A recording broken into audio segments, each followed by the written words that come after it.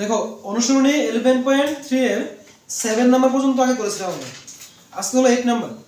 Question বলেছে একটি ফাফা চুঙের পার্শ্বতলের ক্ষেত্রফল 4224 বর্গ সেমি, ইহাকে তার উচ্চতা বরাবর কেটে একটি আয়তাকার পাত্রে পরিণত করা হলো। আয়তাকার পাত্রটির প্রস্থ দেওয়া আছে 33 সেন্টিমিটার, বলেছে উহার পরিসীমা নির্ণয় করতে বলেছে।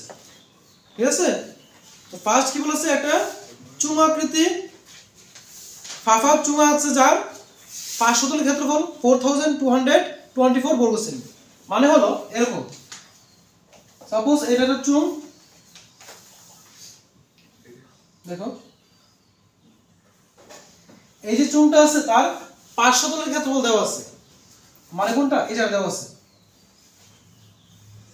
পার্শ্বতল বলতে আমরা কি বুঝি, তার চারপাশ, ঠিক আছে, ঘুরিয়ে চারদিক, নিচটা এবং উপরটা বাদ যাবে। তাহলে পার্শ্বতলের ক্ষেত্রফল দেওয়া আছে 4224 বর্গ সেমি। ফার্স্ট লিখো, আর মনে রাখবে যে চুঙের অঙ্ক করার জন্য কি প্রয়োজন, তার ব্যাসার্ধের প্রয়োজন হয়। এখানে কি ব্যাসার্ধ দেওয়া আছে, দেওয়া নেই। দেখো ধরি ফাফা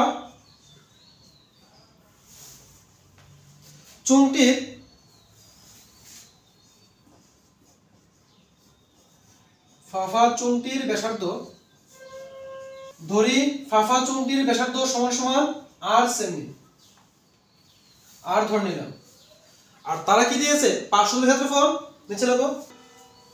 নিচে লেখো ফাফা চুংটির পার্শ্বতলের ক্ষেত্রফল দেওয়া আছে 4224 বর্গ সেমি, মানে সেমি স্কয়ার লেখা হয়েছে। এখন দেখো তারা দিয়েছে এতটুকু, আমরা তো সূত্র জানি তাই না। দেখো প্রশ্ন অনুসারে চুঙের পার্শ্বতলের ক্ষেত্রফলের সূত্র কি, 2 পাই আর h, 2 পাই আর h ইকুয়াল টু, তারা দিয়েছে কত, 4224, নিচে বা 2 ইনটু পাই এর মান কত হয় 22/7 ইনটু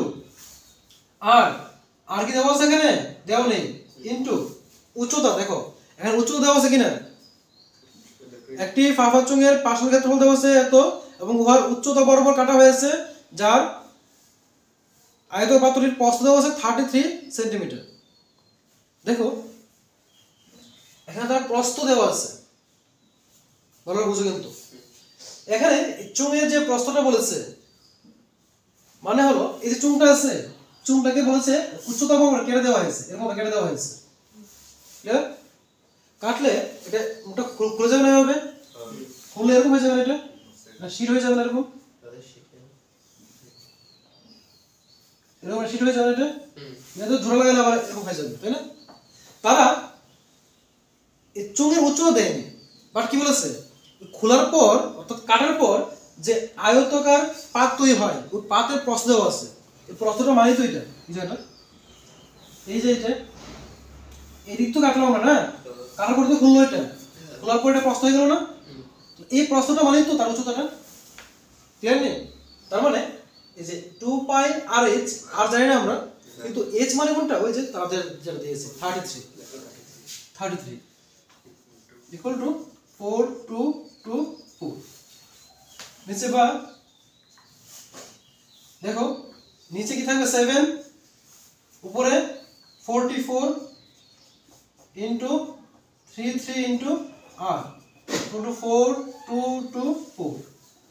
নিচে বা দেখো তো এখান থেকে রাইট করে দেই, আর ইকুয়াল টু কি হবে 4224 ইনটু বাকি আর এর সাথে যে সংখ্যাটা আছে সবটা উল্টো যাবে না, দিকে গেলে আর এর সাথে এই সম্পূর্ণ ফাংশনটা কি হবে আছে, ইনটু অবস্থায় আছে, ওদিকে কি হয়ে যায়, ডিভাইড হয়ে যাবে না, উল্টো হয়ে যাবে। তো উপরে চলে আসবে কি 7, আর নিচে আসবে 44 ইনটু 33। এখন কাটো, দেখো কত আসে। যদি আমরা এটাকে ফার্স্ট 2 দিয়ে কাটি, 22 আসবে, এরিয়া 2 দিয়ে কাটলে 2 2 যা 4, 2 1 যা 2, 2 1 যা 2, 2 যা 4 চলে আসলো। নেক্সট দেখো কত দিয়ে কাটবো এটাকে আমরা, যদি 2 দিয়ে কাটলে কত হয় 11, 2 দিয়ে কাটলে 2 1 যা 2, 1 কি দেওয়া যায় যায় না, 0, তো 11 নিলাম, 5 2 যা 10, ক্যারি 1 থাকে 12 হবে, 6 2 যা 12 হলো। নেক্সট 11 দিয়ে কাটলে দেখো 11 দিয়ে 10 কাটা যায় না, তাহলে 105 105, তো 11 9 যা কত হয় 99, তো 99 আর এখানে ছিল কত 105 না 105, তো 105 - 99 কত থাকে 6 থাকে, তো 6 এসে তার আগে বলবো কত হবে 66 হবে। 11 দিয়ে কাটলে 11 6 যা কত হয় 66 হয়ে গেল। নেক্সট আবার দেখো যদি আমরা 3 দিয়ে কাটি 11 হয়, উপরে 3 দিয়ে কাটলে 3 3 যা 9, 3 2 যা 6 হয়ে গেল। তাহলে আর ইকুয়াল টু দেখো নিচের হলো তো 11, উপরে হলো তো 32 ইনটু 7, তাহলে এই চুঙের আর মানে ব্যাসার্ধ পেয়ে গেলাম আমরা। এখন দেখো তো এই চুঙের যে দৈর্ঘ্যটা লাগবে, দেখো অ্যাকচুয়ালি চুঙের তলের যে পরিসীমাটা, তলের পরিসীমাটা এটাই কিন্তু এই আয়তকার যে পাত তৈরি হয়েছে এই পাতের দৈর্ঘ্য। কারণ কি এই যে গোল রাউন্ড শেপটা আছে না, যখন খুলে দেবো আমরা এই রাউন্ড এই মাথা তো এখানে গেল না, এই মাথাটা এখানে আসবে না, এটাই তো এই জায়গাটা। অ্যাকচুয়ালি আয়তকার যে পাত আছে তার দৈর্ঘ্য মানে কোনটা এই চুঙের এই জায়গাটা না, সবটা না, চুঙের এই জায়গাটা দেখতে কিসের মধ্যে হয় বৃত্ত না, তার মানে কি চুঙের এই বৃত্তাকার অংশের পরিধি মানে হলো আয়তকার পাতের দৈর্ঘ্য। বুঝতে হলো তো? আয়তাকার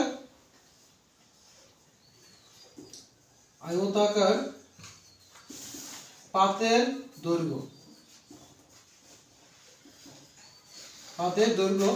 L ইকুয়াল টু আয়তাকার পাতের দৈর্ঘ্য মানে হলো কি চুঙের বৃত্তাকার অংশের পরিসীমা।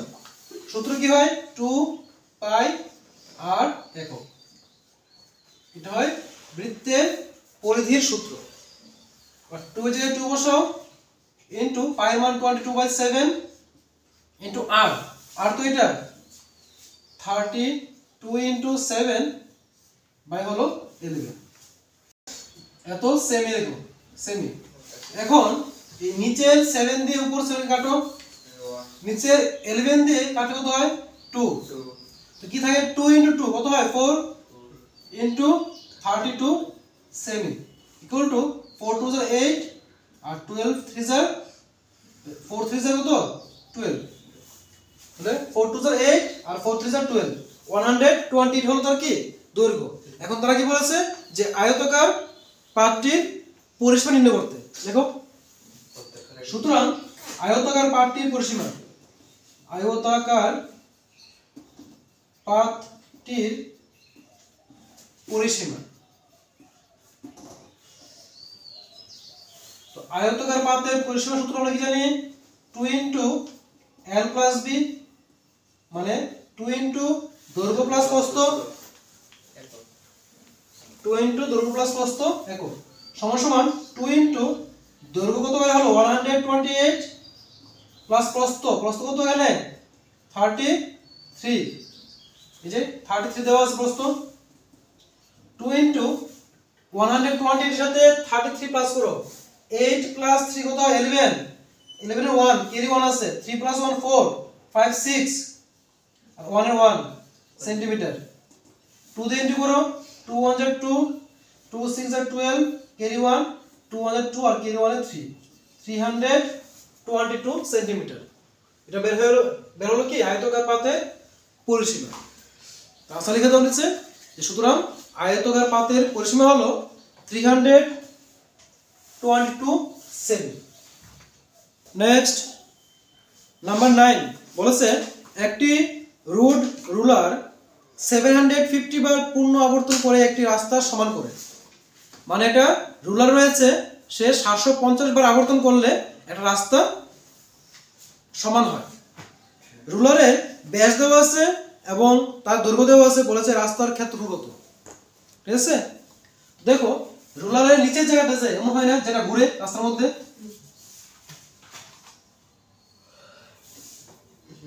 মানে চুঙের মতো হয় না, এটা তো ঘুরে বারবার।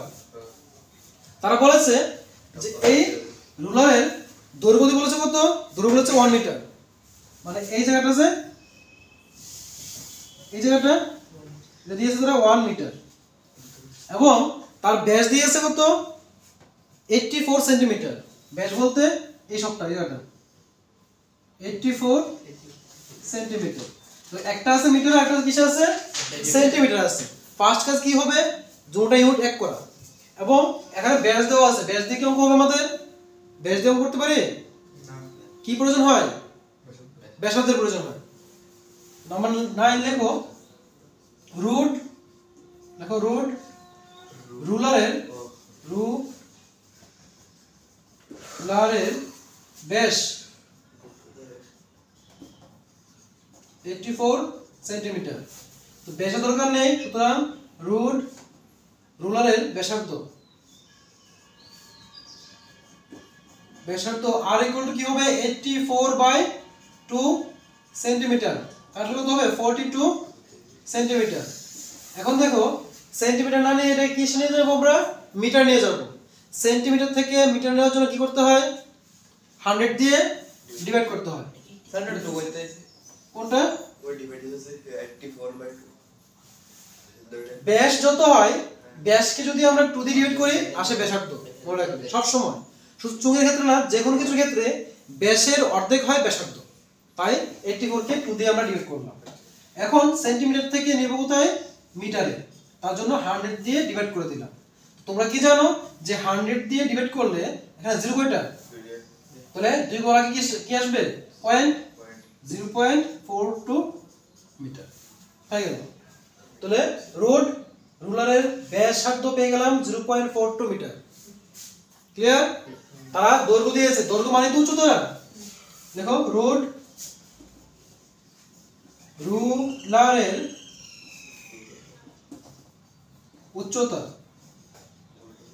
উচ্চতা মানে হলো দৈর্ঘ্যটা, কিন্তু 1 মিটার।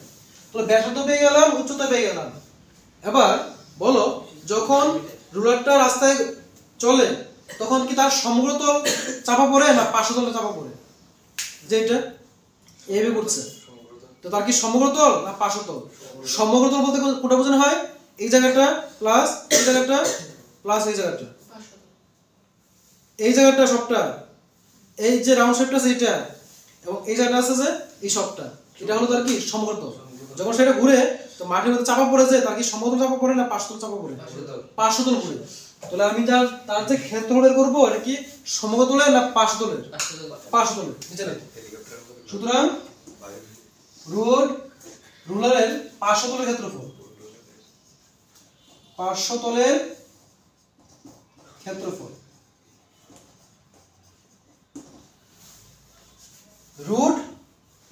রুলার হবো কিন্তু সে দেখতে কি চুঙের মতো, তবে চুঙের সূত্রটাই হবে কি হবে 2 পাই RH বর্গ একক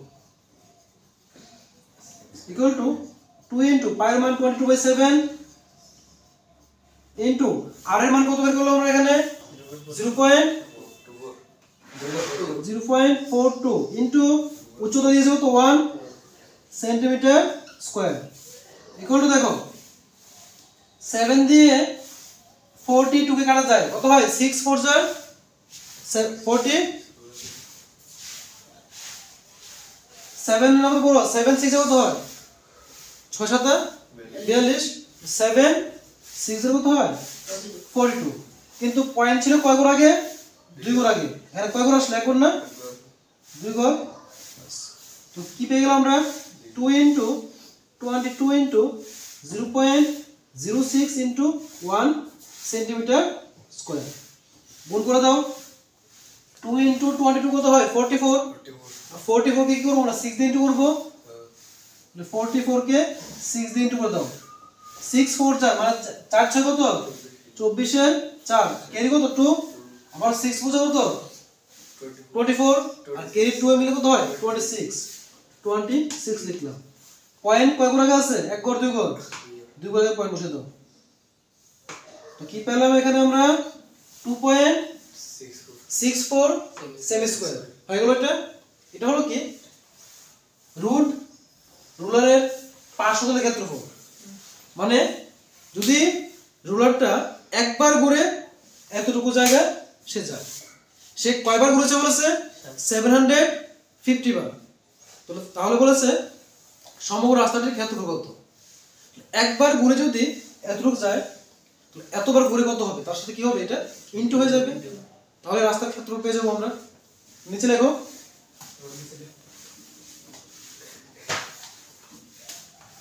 সুতরাং